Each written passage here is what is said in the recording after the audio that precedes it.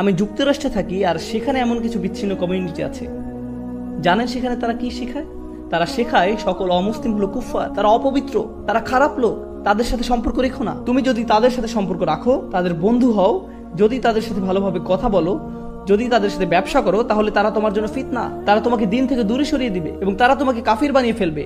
তাই তাদের থেকে দূরে থাকো।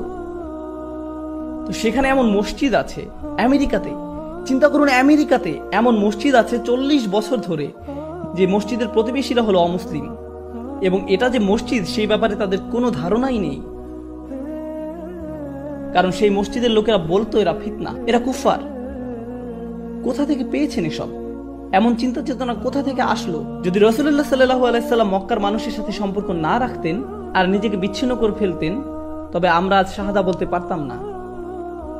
আমি একজন মুসলিম কারণ আমার বাবা একজন মুসলিম, তার বাবা একজন মুসলিম, তার বাবা একজন মুসলিম, তার বাবা একজন মুসলিম, কিন্তু তার বাবা একজন বৌদ্ধ।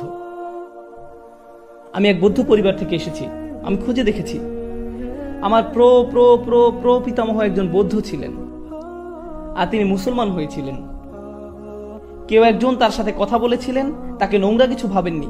কেউ তাকে সৌজন্য বোধ দেখিয়েছিলেন, তাকে কেউ একজন মানুষের মর্যাদা দিয়েছিলেন, কেউ তাকে ভালোবাসা এবং সম্মান দেখিয়েছিল। এখানে হোটেলে আমি এলিভেটরে ছিলাম, আর এক ছেলে, কি যেন নাম তার, ঋত্বিক, খুব কঠিন উচ্চারণ, হ দিয়ে শুরু হয়, ঋত্বিক। জানা কথা এটা কোনো মুসলিম নাম নয়, কিন্তু যেটা হয় আপনারা নেম প্লেটে নামটা পড়েন আর ভাবেন মুহাম্মদ লেখা আছে, তার মানে মুসলিম, আসসালামু আলাইকুম। কিন্তু হিন্দু নাম দেখলে বলেন থু, না, এমনটা উচিত নয়। আমি বললাম, ঋত্বিক, কি খবর আপনার? ভালো স্যার। কতদিন হলো কাজ করছেন? 4 মাস স্যার। চাকরি করতে কেমন লাগছে? খুব কঠিন। জানি, আসলেই খুব কঠিন। আর আমরা এভাবেই বন্ধু হয়ে গেলাম। আস্তাগফিরুল্লাহ, আমি এক কাফিরের সাথে কথা বলে ফেলেছি। শান্ত হন। এই দিন আমাদের অমুসলিমদের ঘৃণা করতে শেখায় না। এই দিন এসেছিল সকল মানুষকে তার সম্মান ফিরিয়ে দিতে। ওয়ালাকাদ কাররামনা বানি আদম।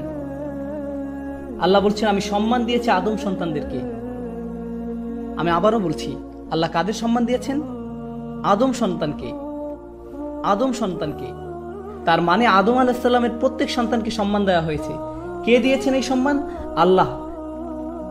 আপনি তাদের অসম্মান করার কে? আল্লাহ তাদের মর্যাদা দিচ্ছেন, অথচ আপনি দিচ্ছেন না। আর আপনার ধারণা ইসলাম আপনাকে বলেছে তাদের অসম্মান করতে, ইসলাম বলেছে তাদেরকে খারাপ ভাবতে। আপনি সেই আয়াতটি বুঝতে পারেননি যেখানে আল্লাহ মুশরিকদেরকে নাজাস বলেছেন। আয়াতটি কোথায় আছে, কখন বলা হয়েছে, কোন সূরায় বলা হয়েছে, কিসের প্রেক্ষিতে বলা হয়েছে, কিভাবে এর প্রয়োগ করতে হবে, আমরা এসব কিছুই জানতে চাই না। কারণ আমরা শুধু উপরে উপরে দেখেই খুশি, গভীরভাবে এ নিয়ে ভাবতে চাই না কেউ। আমাদের এত সময় নেই। এগুলো সবই প্রজ্ঞার বিপরীত।